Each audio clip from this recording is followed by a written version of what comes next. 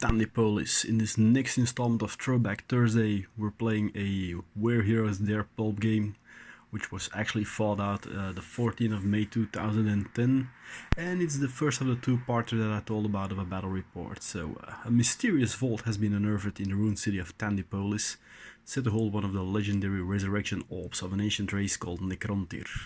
Bands of brave adventurers gather to try and penetrate into his chamber, but are faced by a massive force of Necron warriors intent on not letting their relics fall in human hands. This battle was actually fought with 6 players, 4 commanding heroic teams, meaning without limitation on leads or companions, versus a 2000 points army of enemy low quality followers led by 2 commanding leads. So the goal was to break through the defensive line in a coordinated effort and gain access to the vault that way, a door on the opposing table edge.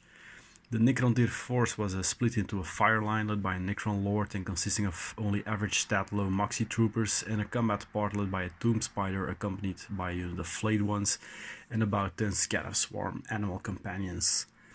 We knew we rule-wise only could take one for the shtick, but it made sense fluff-wise, and the story is after all more important than playing the rules, especially in pulp gaming. So the heroic players then placed 8 dare counters total over the playing table, as you needed to secure at least 1 in order to be able to enter the vault. And the sequence of entrance is important for the follow-up game using a card-tile dungeon, but you'll see more about that next week. All the casualties and wounds received would also carry over to the next game, so one had to be careful not to throw his lot in too senseless. So yeah, that was about the whole premises of the game itself. So opposing them were on one flank the 2 troop forces of the heroes, namely the SAC team of Tommaso and himself, Valeria and Professor Tortellini, and supported by 4 black powder rifle Antascari and 3 Linfield armed Fusilieri, and the German forces of Helga and Hans, which we already met in earlier reports. On the other flank, we heaped together the heroes team, the first consisting around the Canadian superhero Sasquatch and some airmen, and the second built around a group of Spyros led from the land of Necromunda. Choosing flanks for the teams was done by a highly scientific method. Smokers to one side, non-smokers on the other side, and no ashtray juggling as such, because we're talking 2010 and, well, you still could smoke everywhere. And then the game was afoot as the Italian-German alliance, which, where have we seen that before, advanced towards the vault, and the Necron line guarding the entrance looking for any movement in their direction. The Necrontyr Lord decides that attack might be the better defense and starts crossing the river bedding together with some warriors towards the Spire and Airman coalition that are hugging the cover to observe the enemy moves and the plan unfolding.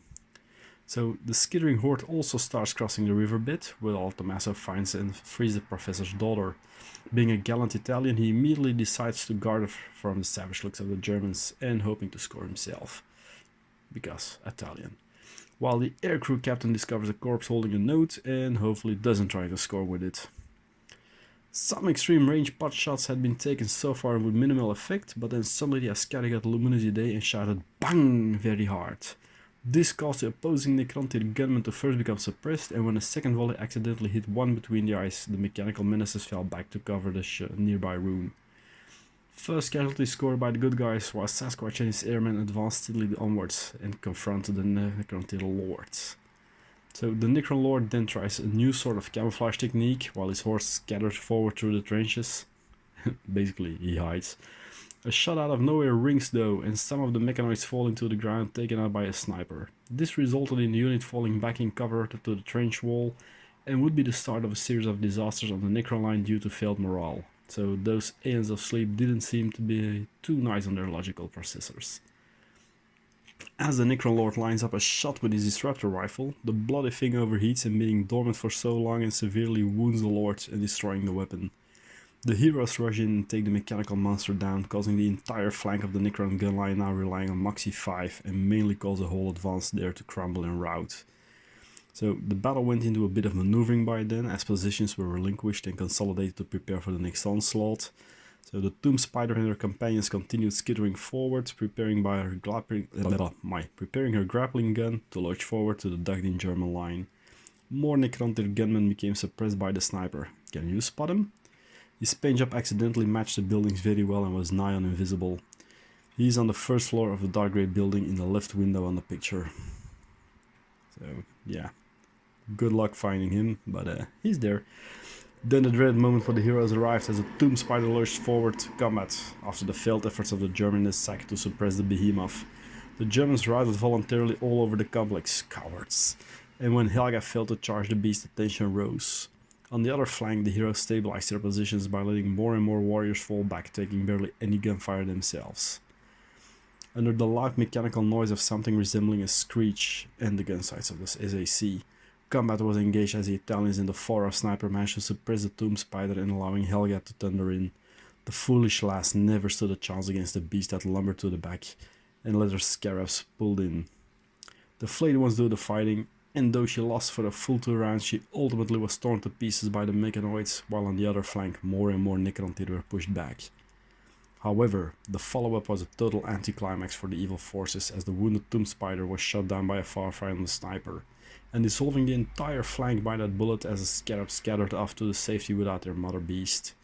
With the gunfire line totally routing and decimated and the combat flank beaten and rolled up, the way towards the vault entrance had been cleared and the heroes have succeeded in their missions so far. First to enter the vault will be the Germans, who are however severely handicapped by the death of their lead Helga and one of the German troopers, and are only now led by the companion Hans. After then come the Canadians led by Sasquatch, whose band emerged the battle completely unscathed. Next in is a sack where only Valeria sustained a single wound in the encounter, and finally the Spires come in, where the hero of the match, the sniper, has suffered also one minor wound.